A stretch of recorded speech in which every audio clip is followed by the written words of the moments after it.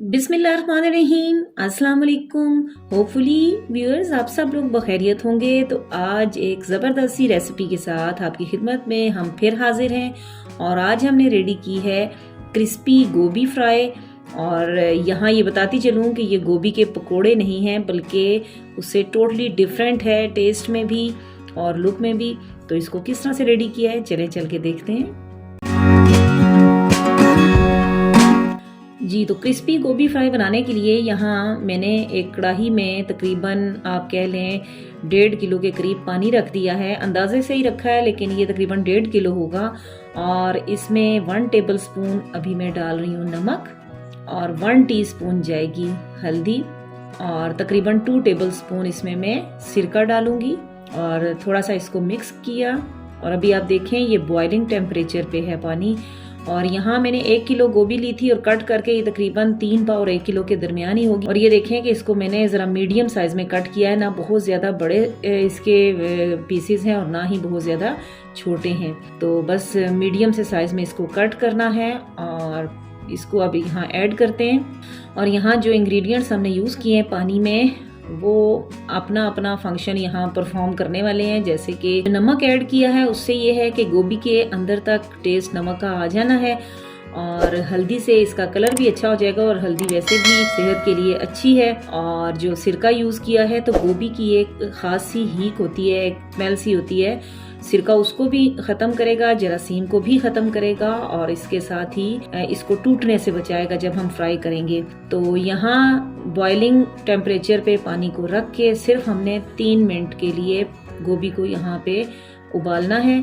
और ये देखें अब मैंने फ्लेम को ऑफ कर दिया और इस तरह से एक छलनी लेके और हम ये गोभी इसमें निकाल लेते हैं। जब ज़रा हट के कुछ पकोड़ों से या किसी भी इस तरह से कोई हट के सालन से कुछ खाने का दिल करे तो ये चीज़ बना के इस्तेमाल करें, ज़बरदस्त टेस्ट आपको मिलने वाला है। और इसको बस थोड़ा सा हम नॉर्मल टेम्परेचर में लेकर आएंगे और जब तक कि गोभी हमारी थोड़ी ठंडी होती है हम इतनी देर में इसके लिए बैटर रेडी कर लेते हैं जिसमें हमने इसको फ्राई करना है। उसके लिए एक मिक्सिंग बाउल लेके और 1 कप छना हुआ मैदा मैंने लिया है और 1/2 कप या 4 टेबल स्पून आप कह लें चावल का आटा है। और अगर आपको चावल का आटा ना मिले तो आप कॉर्नफ्लोर भी यूज़ कर सकते हैं। और अब कुछ स्पाइसेस हमने इसमें ऐड करने हैं। 1 टीस्पून मैंने यहाँ काला नमक डाला है और 1/2 टीस्पून सिंपल जो नमक हम घर में यूज़ करते हैं वो यहाँ डाला है।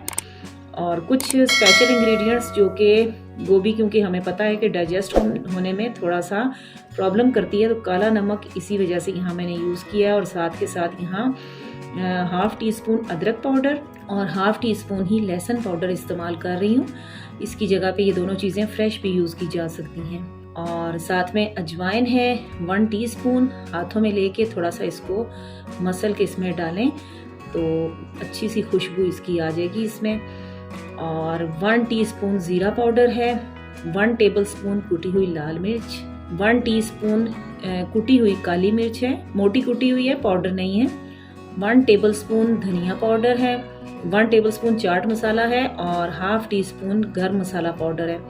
और ये सारी चीज़ें जो है पहले ड्राई मिक्स की और 1 लीमू का रस इसमें मैं अब डाल रही हूँ।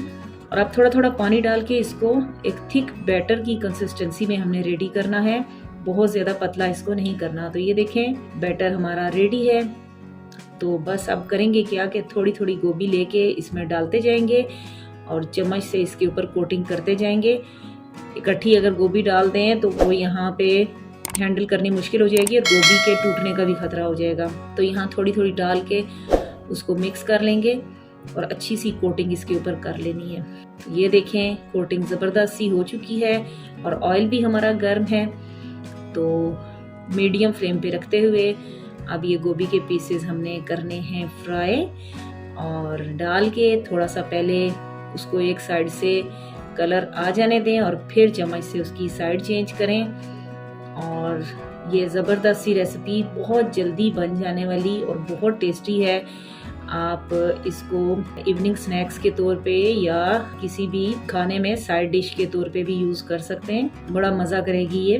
ابھی آپ کو میں کلر دکھاتی ہوں اس کا، اور یہ دیکھیں زبردست سا کلر بھی آ گیا، اور یقین مانیں بڑی کرسپی ہے. دیکھنے میں تو شاید آپ کو ٹیسٹ کا اندازہ نہیں ہوگا، لیکن جب آپ بنائیں گے تو آپ کو پتہ لگے گا کہ یہ کتنی مزے کی بنتی ہے.